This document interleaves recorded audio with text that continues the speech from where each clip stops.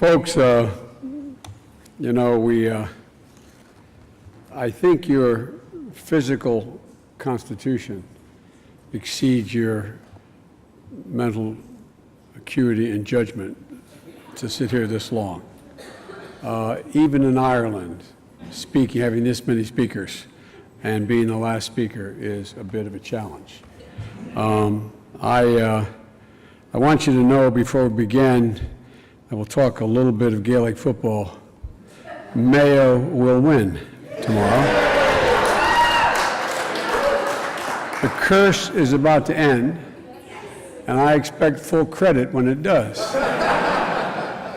My great-grandfather, Edward Francis Blewett, who was a mining engineer in Scranton, Pennsylvania, and the first Irish Catholic ever elected to the state senate in Pennsylvania in 1907, formed an organization when he was brought over by his father as a one-year-old in 1851.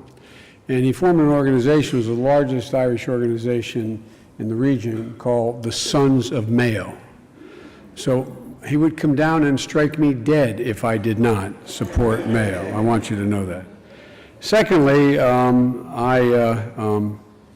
I suffer from a similar problem as our last speaker, and that is that we have a thing called the Gridiron Dinner every year in Washington. It's a brutal, brutal dinner where about 600 press people show up, and they roast the president and or the vice president, whoever the speaker is that year, and we are supposed to stand up and be funny. And one of the best lines that the president ever used at the dinner was, "My name is Barack Obama. I'm learning to speak without a teleprompter. Vice President Biden's learning to speak with one." And my response was, that's the Irish of it. That's the, I always am kidded by my colleagues for the last number of years in the United States Senate and as Vice President because I'm always quoting Irish poets. They think I always quote Irish poets because I'm Irish. I don't do that for that reason. I quote them simply because they're the best poets in the world. And one of my favorite, particularly modern Irish poets, was Seamus Heaney, and who just passed away not long ago. And he wrote a poem called The Cure at Troy. And in that poem, there's a stanza that has, my nephew is with me and my brother Jimmy is with me. They've heard me say this 1,000 times. But I think captures my sense of optimism about what's possible in the year 2017. Your children are going to see more change in science and technology in the next 10 years than have been seen in the last 50 years. You are going to be flying, if you live another 20 years, 20,000 miles an hour subsonically. You are going to be having your grandchildren vaccinated against multiple forms of cancer when they go in to get their shots for measles and mumps to go to school. You are going to see some amazing, amazing, amazing changes. And Heaney had a line in The Cure at Troy that I think best characterizes where we are today. And it goes like this. He said, "History teaches us not to hope on this side of the grave, but then once in a lifetime, that tidal wave of justice rises up and hope and history rhyme." And I can't be with any more prominent group of people who may be responsible for making hope and history rhyme than all of you in this room today. And I mean that sincerely. I allegedly am an expert on foreign policy. An expert's anyone from out of town with a briefcase. I do not have a briefcase with me. I have spent an awful lot of time allegedly being very knowledgeable about constitutional scholarship in my country, in the United States Senate. But I find I'm in awe of the intellectual capacity and the dedication of the people in this room and the literally thousands of researchers and oncologists. We talked about just speaking to 9,000 of them in Washington. Such an incredible group of people. And I think that we have reached an inflection point that I don't even think all of you fully appreciate is within your capacity. I don't have any, I became a lawyer and vice president because I wasn't competent enough to become a scientist. But all kidding aside, I find that there is, I didn't realize until, and this is not about my son, everybody in this room raise their hand if they had a loved one or someone close to them that's suffered from a cancer diagnosis. Raise your hand. You are representative of the world. We all know the most dreaded language a patient can hear is, you have cancer. It strikes more fear into the hearts of people than anything else that can be said to them, even diseases that are more certain to cause them to die. And one of the things that I found when my son was diagnosed with stage 4 glioblastoma, the brain, you all know there's less than a 1% shot of living. He knew it, we knew it. We had no illusions about it. We also know that, as my mother would say, as long as you're alive, you have an obligation to strive, and you're not dead until you've seen the face of God. And so we continued to hope that science would outrun his disease, like all of you do if you've lost someone to cancer. And one of the things that I found out, I say, and thanks to Henry and to you, Stephen, for your team's work to bring this event, these researchers from across all nations together to deal with this disease. One of the things I didn't realize, because I had the capacity as vice president to command an awful lot of resources. And one of the things I found is when you're president or vice president, there's very few people who don't return your phone call from anywhere. I mean that sincerely. And I took advantage of it because I wanted to learn as much as I could about, like all of you did, even if you were not specialists in the field, all you could possibly learn about the disease who someone who was your soul was suffering from. And I was amazed to find out a couple things. I was amazed to find out that we had reached an inflection point probably then, 2 years ago, 5 years before that, for the first time, where science and technology were actually beginning to harmonize in a way that had never occurred in cancer research before. All of a sudden, you brought immunotherapy out of the wilderness. It was a voodoo science the previous 30 to 40 years. All of a sudden, there were collaborations and disciplines from chemical engineers to biologists to immunotherapists to a whole virologist that hadn't been working together before.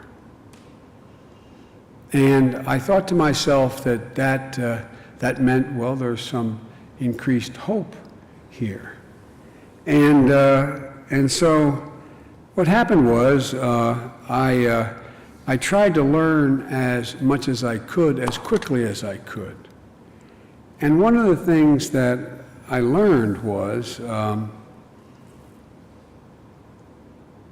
when Richard Nixon declared the war on cancer, you have to be 30 years old to be a United States Senator. I was elected when I was 29. I had to wait after I was elected to be eligible to be sworn in. And it was in 72 when he declared the war on cancer. I was elected in 1973, or sworn in 73. And he was earnest as he could have been. But he had no army to conduct that war. He had no technology available of any consequence. As one of my friends, I will not mention his name because I haven't gotten permission, one of the leaders in the world, every one of you know if I mention his name in your community. He said, Joe, 20 years from now, they're going to look back on us as having been barbaric the way we treat cancer. 3 methods in the last 100 years. Find the tumor of cancer, excise it, doing many times necessarily considerable damage to the rest of the body, excising it. Once you excise it, bombard it with radiation, killing an awful lot of very healthy parts of your body and damaging your immune system. And then high doses of poison in your system called chemotherapy. It's the only thing we know, only thing we have known. And it's been necessary. But he said when we look back on this, when our great-grandchildren look back and we wonder what we were doing, it's because we didn't have the tools. You didn't have the tools. There wasn't the accumulation of information. And so a model was set up by Richard Nixon, a model to deal with the crisis of the day. At that time, you all know better than I, people thought there was a single cancer that resided in a different part of the body, so breast cancer or colon cancer or prostate cancer or brain cancer. They were the cancers, not realizing that the same cancer genome may be in each of those places at the same time. But what happened was, at the time, the model was Jonas Salk in a laboratory finding a cure for polio. It was the single individual was going to find that key to what it was to cure this cancer. And the entire system in terms of allocating research grants to education was set up based on that model. And back then, hospitals didn't share a single bit of information. They didn't have the capacity to share. They didn't have the tools, didn't have the technology. But 47 years later, we're in a completely different world. After decades of funding and research, training of scientists, physicians, treating millions of patients, we now have an army. And we have powerful new technologies and tools. And so with the cancer moonshot, when I went out to announce with Barack in the Rose Garden that I wasn't going to be running for president, because during that period I had planned on running, but when my son was again diagnosed with a death sentence, he was a very, very brave young man, like many of your patients. He was a decorated war hero in Iraq. He was the most popular politician in my state. And everything with him was about duty, but he'd say, "Dad, look at me, look at me. When they ask you about me, smile, Dad, smile. I don't want anybody feeling sorry for me. I don't want anybody knowing. Promise me, Dad. They know I have cancer, but promise me." And so I couldn't tell people when I really knew much earlier after he's diagnosed that I wasn't going to run for president. I couldn't say that because everyone would have known the reason I wasn't running, because I had been planning to, was my son. When I finally made the decision after he passed away to make the formal announcement that I wasn't running, I walked out into the Rose Garden and I said, and it was spontaneous, I had no prepared text. I had a fair amount of support and I wanted to let people know why I wasn't. I owed it to them.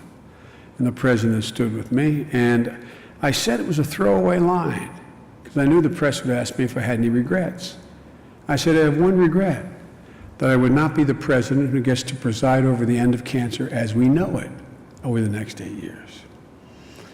Out of that, without telling me, Barack announced at the State of the Union that he was giving me control of the federal government.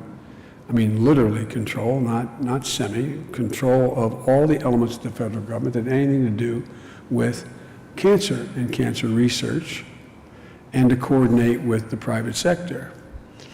And he called it the moonshot. I almost wish he hadn't called it the moonshot, because like, here we go again, and we're doing this all over again. And I learned early on, I traveled the world, literally the world, and I traveled all over the United States of every major cancer hospital in the United States. I went down to Brisbane to the new facility. I've been in almost every major cancer facility in the world. And my purpose was to find out what were the impediments that existed at the federal level in our organizing this effort, and what were the impediments that existed among all of you experts in terms of getting in the way of making more progress.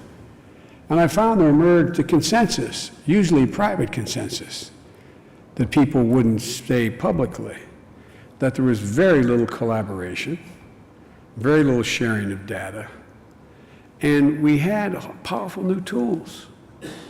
Our Department of Energy has developed a computing capacity of 1,000,000 billion calculations per second. Mark my words, I say it here, within 3 years it will be 1,000,000,000 billion calculations per second. An enormously powerful tool in your hands if you can aggregate data in the hundreds of thousands and millions. It would take 20 Nobel laureates 10 years to do what can be done in a matter of minutes in the next 10 years. And so, one of the things that I laid out in the report, presumptuous of me to say this, some of you may have read the report that we finally issued after a year and a half, a little over a year and a half. I laid out 2 primary goals. First one was to inject the urgency of now into this fight, the urgency of now. To double the rate of progress in the next 5 years would otherwise take 10 years to do. And 2, which offended a lot of you in an editorial sense, is to change the culture. Change the culture. Come up with a new strategy for a new fight based on what we now know that you all have developed over the last 47 years. Not the last fight. When cancer research and care system was set up, as I said, there were no mechanisms to share, no capacity to share.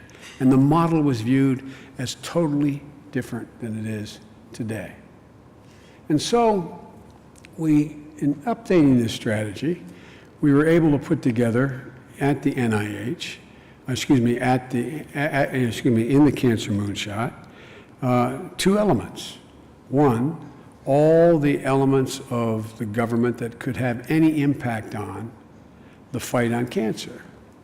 And I remember the first meeting I called with NIH and the National Cancer Institute. I also included NASA.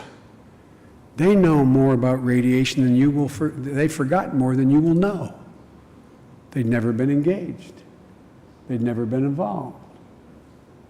Decided to bring in the Department of Energy. They'd never been involved in the fight, never been engaged, and I could go on. And it met with initial resistance until everybody realized I had the power to fire people there. No, I'm not joking. Remember the one guy who said, I asked him how long would it take to put an assistant secretary in place for one particular cancer office? And it was March the 7th, I remember, and he said, by the end of the year. These guys, remember, I looked at my watch, I said, it's the 7th, it's 10 minutes of 10. If you don't have it done by April 1st, you're fired. Well, son of a gun. It was done by April the 1st. Because it's the urgency of now. The urgency of now. So we were overwhelmed by public interest in the moonshot. The desire of people everywhere to be part of it. We had a Cancer Moonshot Summit at one of the local universities, Howard University in Washington. 400 people, providers as well as advocates, but the scientific community attending. We had over 7,000 people join in nearly 300 individual summits in every state in the nation, including Puerto Rico and Guam.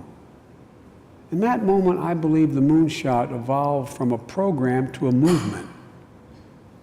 And the result of the movement is we've been able to identify and grow new approaches to data sharing, clinical trials, access to care, and prevention programs.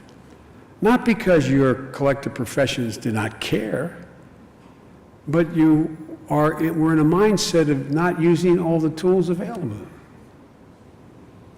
For example, as you know, in the United States of America, 4 out of 10 people diagnosed with cancer, 4 out of 100, qualify for becoming part of a trial. Try going on and finding where the trial is if you're a brilliant oncologist in the Midwest, not near a great cancer hospital. You're diagnosed exactly right what it was. But try to find a trial. And I was told in Nashville, oh, we don't know how, we're not sure how to do this. So I went and got a group of brilliant young folks from Silicon Valley. Said, can you put together a website for me? In 6 weeks, did a website where you could speak plain English into it, describe your cancer, either your doctor or you, and find out every single trial that existed in the nation and the ones nearest to you. It was interesting. So the drug companies are currently testing, for example, hundreds of promising new early research drugs. Growing a number of them have targeted specific tumor genomic signatures. That's why through the moonshot, the NCI, I complained about it, I raised it, but NCI came up with the answer. We set up a drug formulary. Drug formulary, each company puts their compound on the table. About 220, I think, roughly, is the number, on the table that they're trying to get FDA approval for. And we started with just a few, and now we have dozens of companies participating, where they allow any researcher in the world to come and use their drugs in multiple combinations, as was mentioned. HIV, AIDS. It wasn't a single drug. It was multiple drugs that put it in the place it is now. I know nothing about it, but you experts tell me there is real promise in the use of multiple drugs. So here's how it works. When you go into a bar here in Ireland and you want to play a tune in a jukebox or anywhere else where you live, you don't need a separate licensing agreement to play any of Bono's songs or Coldplay. It's already negotiated. Well, the formulary, NCI has already worked out the details of all the compounds, intellectual property, access, and licensing, a process that would otherwise take years for researchers to be able to get, because it would take somewhere between a year and 3 years for any one of you to try to get the compound from 3 different companies to be able to use them. I know nothing about cancer, but I know how to organize. So the Cancer Moonshot also initiated the blood profiling atlas pilot, now being called BloodPack. Representatives from government and academia talked to me, pharmaceutical industry, diagnostic companies. They launched this partnership to open a database for liquid biopsy, blood draws, to accelerate the development of safe and effective ways to detect, track cancer development, treatment, and from signals in the blood. You all understand the science behind it. But up to this point, there wasn't any overwhelming international collaboration. The Cancer Moonshot didn't just make an impact in the United States. You and many of your colleagues across the world answered the Moonshot call to action. In April 2016, I delivered remarks at a conference of regenerative medicine hosted by the Vatican that the Pope addressed as well. There I laid out the following guideposts that I thought international collaboration required to the Moonshot, because already every country, because most of my responsibility as the Vice President was the President gave me authority on foreign policy because he couldn't meet with every world leader, so gave me sections of the world that everybody knew when I spoke, not about me. They knew I spoke for the President. There was no, as my mother would say, nothing missed between the lip and the cup. I was sitting with MBZ in Dubai on the Mediterranean talking about ISIS. He has his whole national security team with him, mine with me. And he starts off by saying, before we begin, can we talk about cancer, Mr. Vice President? Same in Jordan, same in Israel, same in Korea, same discussion in Japan. We brought together the Nuclear Non-Proliferation Group, 50 heads of state, into the White House in a yearly meeting, sat around a table that was rectangular tables put together. The room is about as big as this room. And there's a fireplace there and a major opening. You've seen it 1,000 times in CNN.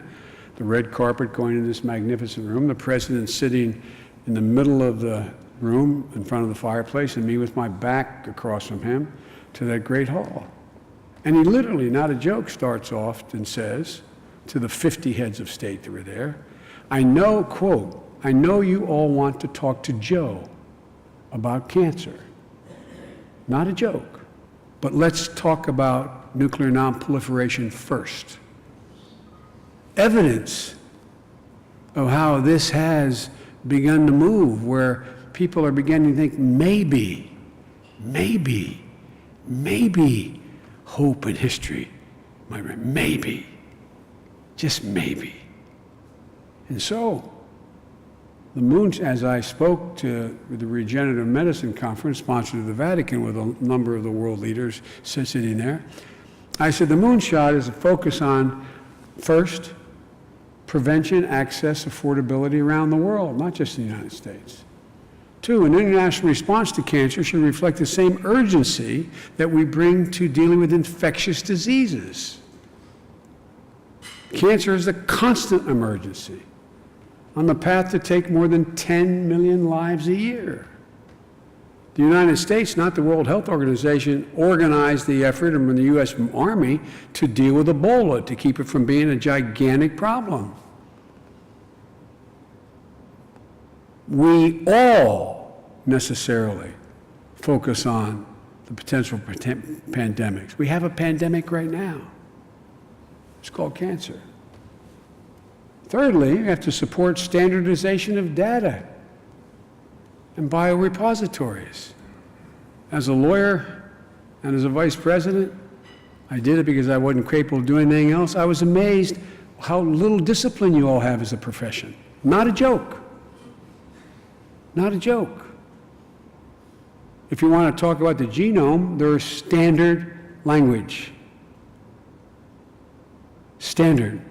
There is no standard way to communicate worldwide or even within the United States of America that exists now. Electronic record keeping, which we spent $30 billion, Barack and I, on, ended up producing 6 companies in 6 silos and $5 billion apiece. Doesn't communicate with one another. No way to transfer data. All of you tell me, in the editorial sense, that access to biopsy, lifestyles, genomes is important to be able to aggregate and determine, yet there's no standard procedure to hire how to deal with the biopsies that are laid on a table for 2 weeks and no longer useful. Thirdly, was to increase government investment in cancer research and capitalize on this moment, this inflection point. And fourthly, one that you respond to in an overwhelming fashion, began increasing data sharing among researchers, institutions, foundations, and nations. And throughout 2016, we had interest from many countries around the world. And together we've made real progress. One, we launched the National Cancer Institute of Genomic Data Commons at the University of Chicago to bring together sequencing data and related patient information at the Cancer Genome Atlas. Well, that was 14,000 individuals, their data. Well, because of your commitment and of your institutions, that database continues to grow. It's now 30,000. There's no reason it shouldn't be 1 million. The United States has signed memorandums of understanding with Australia, Canada, China, Germany, Japan, Republic of Korea, Switzerland, the American Institute of Taiwan, to share proteogenomic data to advance research to find new answers for patients around the globe. The way I explain proteogenomics to people, and I'm no expert, but genes are like the total roster of football players on a team. There's 40 people. The proteins are the 11 American football players that go out on the field. People understand it. You don't have to talk down to people to make it clear with a consequence. These international agreements represented in this room add tens of thousands more patients, not only to Genomic Data Commons, but to these new proteomic, anyway, you get it, sharing commons that are and also imaging repositories. This is pretty remarkable. You know, I've spoken from the beginning of the moonshot about the silos that existed between research and institutions. All these silos, because of you jumping on now, are beginning to tumble. We're beginning to show more collaboration. You're committed to getting the most scientific and specific picture of what's happening in cancer cells by looking not only at the gene, but the proteins that work in those cells. To date, 21 institutions spanning 11 countries have come together to share cancer-associated clinical research data, genetic and other molecular information, targeted tests, medical imaging for the use by cancer researchers and physicians around the world. That was all we'd be useful even 50 years ago, but to analyze it was virtually impossible. But like I said, can now do 1 million, billion calculations per second. What a wasting asset that sits out there for the research you are doing. And I hear as of today you've grown by an additional member. Korea University, the Republic of Korea, just officially approved become a member of the ICPC.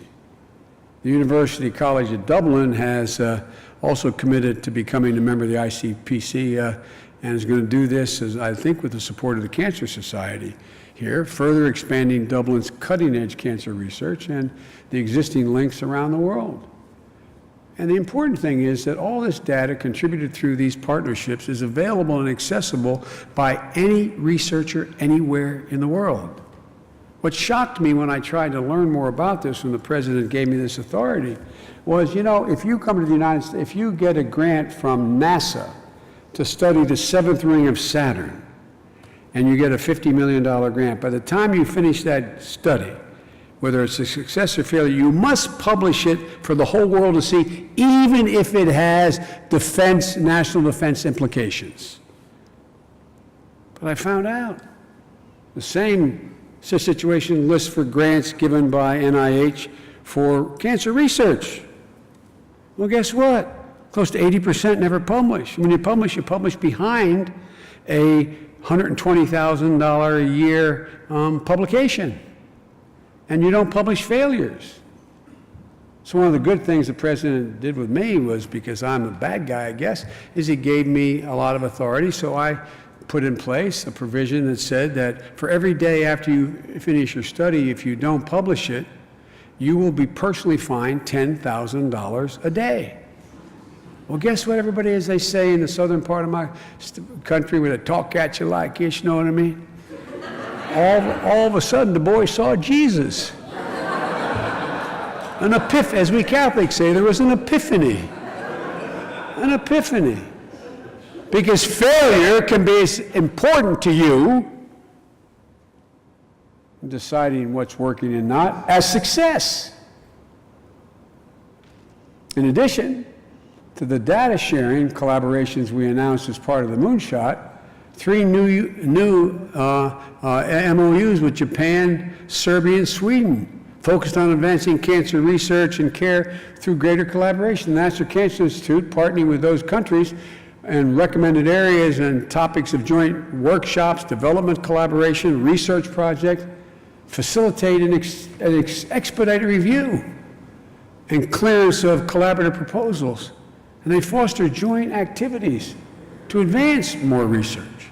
Thirdly, we created a network of regional centers of research excellence that are going to support partnerships with low and middle income countries to establish regional hubs to coordinate basic, transitional, clinical, and population science research relevant to that region. The first set of 6 regional centers and research excellence will there's a large population-based breast cancer cohort in Vietnam that's being set up. 2, we're strengthening the management of data of breast cancer and hypertension in Botswana and South Africa. 3, we created a regional resource for cancer pathology and trauma surgery in Malawi. We developed infrastructure to examine cancer and diabetes in Colombia, Costa Rica, Guatemala, and Mexico. These are all being set up now. And we're building a pathology-based cancer registry to study breast and uterine and cervical cancers in Bangladesh. We've established a countrywide clinic-based method to prevent and control breast and oral cancers in India.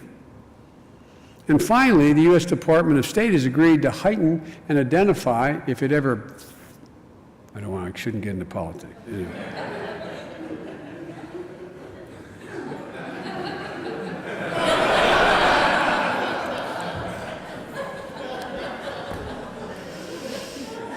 To identify potential opportunities in creating cooperation, because there are over 70 bilateral science and technology engagements and agreements the State Department already has.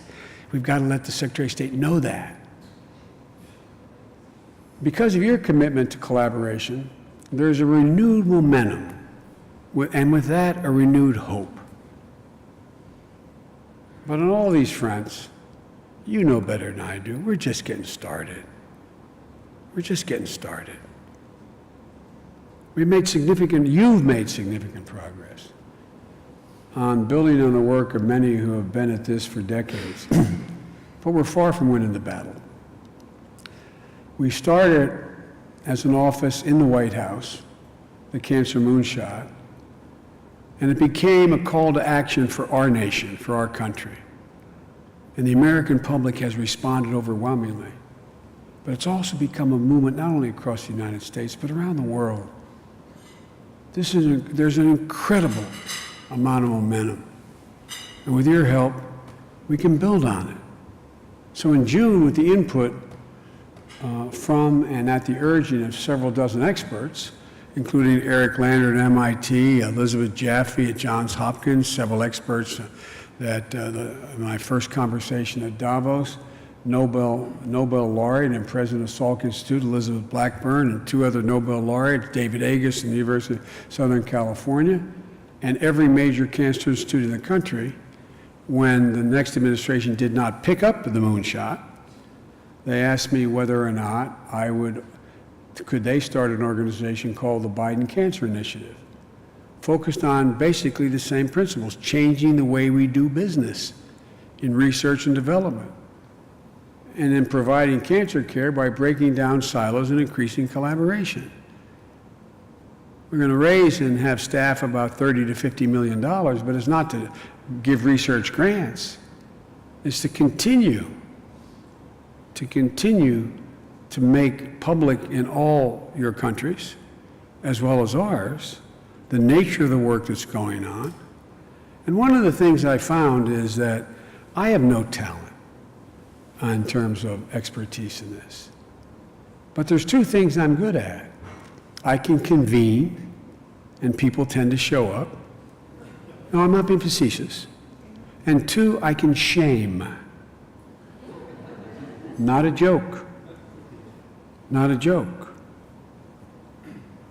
For example, I was the keynote speaker at Davos on the fourth industrial revolution, but when I got named to run the Cancer Moonshot, Klaus asked me whether I'd do a roundtable, and I put together Blackburn, all those people, a lot of those people I just mentioned, including 3 Nobel laureates. There are 88 heads of state there, 2,800 CEOs. In the room were roughly, probably 12 to 15 heads of state, and somewhere around 300 CEOs. We put on this roundtable. And part of it, to give you an illustration, was there were 4 really brilliant, notable people who, out of the 12 in the roundtable, were setting up each spending roughly, you may remember this, each spending roughly $250 million to set up repositories to be able to aggregate all this data. And all 4 spoke, and they're all doing the same thing. So I asked them to come to, would they meet with me back in Washington privately? I didn't even have the staff with me, and I'll not name them now either. And they sat with me in this conference room of the Vice President's office, and they sat there, and they each laid out what their plan was. And after about 30 minutes of them talking, I looked across and I said, well, it seems to me you're all doing the exact same thing. And here was the body language. I'm not exaggerating. My word is abiding.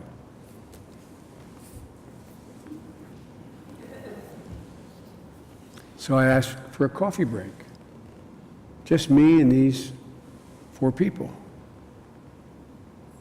Spending $1 billion to do the exact same thing on the grounds of selling me that the more data you can aggregate, the more potential breakthrough is there. And they saddle up to me one at a time drinking coffee and say, look, Mr. Vice President, please keep this going. Keep the pressure on. Because if I am, I'm going to keep the pressure on. Well, the good news is not because of me. 2 of them are now doing it together, and the possibility all 4 shortly. I spoke to the organization, what's it called? The research organization at home. There's about 12. AACR. The first year I spoke 2 years ago, I was making a similar case about the need to share data. I was labeled by the New England Medical Journal editor as promoting data parasites. But there were 9,000 young researchers, not all young, but researchers in New Orleans. And as I spoke, they were in clusters standing up and cheering. The leadership sat in the front row like, this year, I got introduced, you were there, as if I was the second coming. Am I joking? Biden has done more for, well, Biden hasn't done a thing except try to ask questions after listening a long time as to what the impediments you're facing are. Ask questions, well, would this work? Would that work? Would it help you accommodate? Give you the last example. You can have your cancer genome sequenced for about $1,000 now instead of 200 and some thousand some time ago. We have the largest hospital in the world in the United States, the VA hospital. A lot of vets coming home. And by the way, one of the things, if you read Burn Pits, without my knowing, did an entire chapter on my son, because we would burn all this toxic material in large numbers, and we have more young men coming home and women from serving in Iraq and Afghanistan with brain cancer than we've ever had. Which I haven't even talked about the environment. I'm not going to do that with you now. I haven't even talked about the prevention capabilities that exist out there. But think about it. At the very time we're walking away from climate change and the environment and lessening regulations on the environment, tell me that doesn't have a lot to do with the cancer incidences around the world? I mean, what are we doing? But that's a different subject. Back to this initiative. So the Biden Cancer Initiative is not my idea.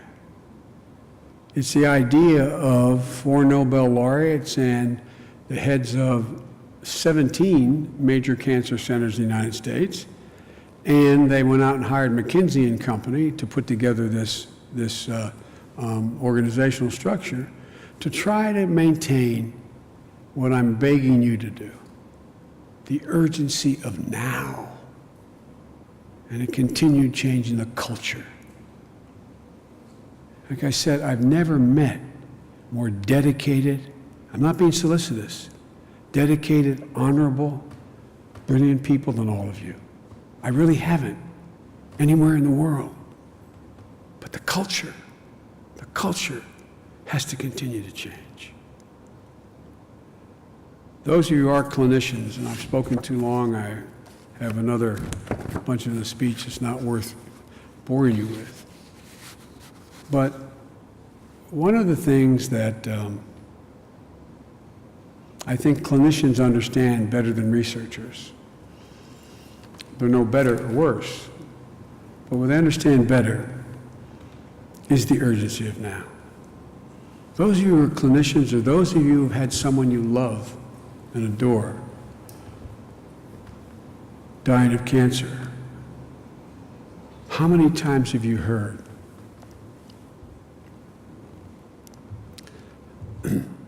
Doc, Can you give me just 4 more weeks? I know I'm not going to live, so I can see my son graduate. Doc,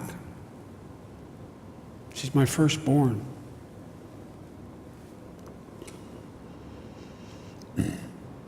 Sorry. She's my firstborn. She's about to have my first grandchild. Let me live just long enough to hold her. Just let me live long enough. They're not asking to be saved. 50% of your patients who end up dying, they're not asking you to save them. They're asking you, give me just a little more time. Just a little more time. We can do that right now if we collaborate more. Without one single solitary new breakthrough. We can do that now. I got a call, and I am with this, for the chairman of IBM. We've been working very hard with NIH, have done an incredible job working with the Department of Energy and working with the Veterans Administration. Every single vet coming back or not coming back diagnosed with cancer, and gets their genome sequenced quickly and really well. So you know what I got from the chairman of the board of IBM?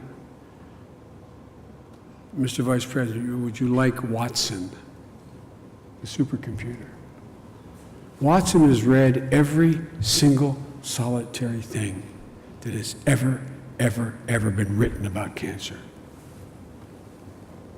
The genome comes back, it drops in one of those 204 categories of cancer, and immediately pops up within a matter of less than an hour every single therapy that has ever been used on that particular kind of cancer. And you know as well as I do, starting off with the cancer therapy that has the best chance fundamentally increases the prospect of longevity. By the time my son, again, not about my son, it happens to others, at the very end they decided to use anti-PD-1 and inject an adenovirus into his brain. But because of the radiation and because of the chemo, which was rational to do, his immune system was damaged, fundamentally compromised. So its prospect of working was de minimis. The docs were giddy at first with the prospect that it was just eating away at the tumor, but it never stopped. You all know the most promising therapy used first increases the prospects, at least of extension. So guys, ladies, you're a remarkable asset to every one of your countries. I mean, you really are. You are an enormous asset. But this knows no boundaries. This knows no boundaries. So I beg you, continue to work together. Increase that collaboration. And if my mom, Catherine Virginia Finnegan, were here, she'd look at y'all and say, you're all doing God's work, and thank you for doing it.